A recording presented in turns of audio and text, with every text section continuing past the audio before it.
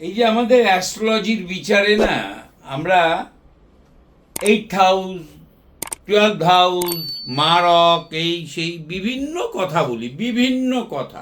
আমি আমার ছাত্রছাত্রী এবং আমি আমার কালকে স্কুলে গুরুবন্দনা হয়েছে গতকাল, সেখানেও আমি বলেছি ভাবাধিপতির একটা ভালো বড় ভূমিকা আছে। দ্বাদশের মঙ্গল, দ্বাদশের বুধ, সে কনজাংশন হলো একজনের সাথে আর একজনের যদি মিশ্রণ, নক্ষত্র প্রাপ্তি, বহু আগে বলেছি নক্ষত্র বিনা কোনো প্রেডিকশন হয় না, হতে পারে না। ট্রানজিট বিনা কোনো প্রেডিকশন হতে পারে না, দশা বিনা কোনো প্রেডিকশন হতে পারে না। ভাবের অবস্থান না দেখে, ভাবাধিপতির অবস্থান না দেখে কোনো প্রেডিকশন হতে পারে না, হতেই পারে না। অষ্টমের বুধ, অষ্টমের বৃহস্পতি যদি বেশি ডিগ্রি নিয়ে থাকে এবং নবম ঘর যদি হয় ভাবাধিপতি বৃহস্পতি, হতেই পারে সে ব্যক্তির বা মহিলার ভাগ্য ভালো হবেই হবেই হবে, কেউ আটকাতে পারবে না। এটা ম্যাথামেটিক্স। স্যাটেলাইট থেকে স্যাট নামে একটা অঙ্ক হয়, যে অঙ্কের মাধ্যমে জাহাজ র্যাডার থেকে দেখে রুট সেট আপ করে।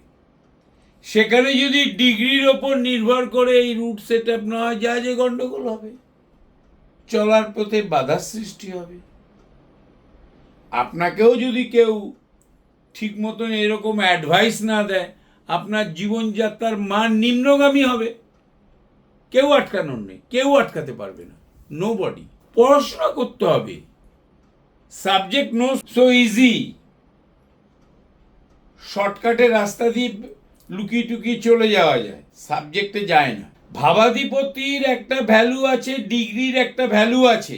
প্রত্যেক হাউসের অপোজিট হাউস দেখে আমরা বিচার করতে হয়। আমরা অপোজিট হাউস মানে সমসপ্তম, তার অষ্টম কে আছে। আমি আগে একদিন বলেছিলাম আপনার মৃত্যু কিভাবে হবে, অষ্টমের অষ্টম সেটা বলুন।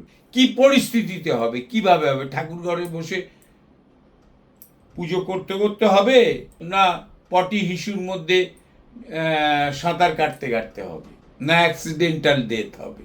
বলা যায় আগের জন্মে কি ছিলেন সেটাও বলা যায়।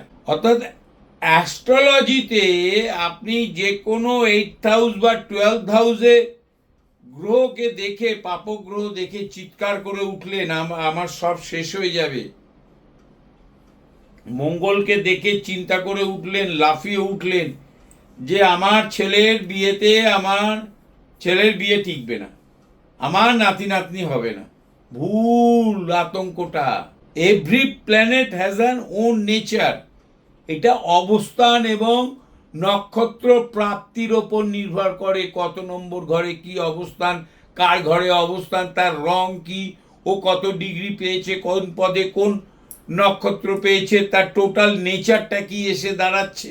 তাছাড়া মঙ্গলের ভূমিকা বৈবাহিক যোগে খুব একটা বিরাট বড় ভূমিকা নয়, মঙ্গলের কারকতা অনুসারে। আমরা বহু ভুল তথ্য জেনেছি আমাদের পূর্বপুরুষ, তার পূর্বপুরুষদের কাছ থেকে, 2500-1000 বছর আগেকার লোকের কাছ থেকে। তখন অ্যাস্ট্রোলজি হারিয়ে গিয়েছিল, এমন এমন মক্কেলদের হাতে পড়েছিল, তারা যেসব কথা বলে গেছে তার সাথে বাস্তবের মিল কম। বর্তমানে আপনারা বাস্তবের মিল পাচ্ছেন 50-60 বছর থেকে। Doctor V V Raman, K P Krishnamurti, doctor Iyer, আমাদের পশ্চিমবঙ্গও আছে অনেকে যারা নতুন নতুন কনসেপ্ট বের করেছে। অর্থাৎ ভয় যদি আপনি পেয়েছেন অ্যাস্ট্রোলজিতে কোনো গ্রহের অবস্থানগত প্রভাবে, বিশেষ করে মঙ্গলের অবস্থানগত প্রভাব নিয়ে আমাদের ভয় দেখানো, একদম ভয় পাবেন না। দেখবেন আনন্দে জীবনযাপন করতে পারবেন। খুব ভালো থাকবেন, আনন্দে থাকবেন। নমস্কার।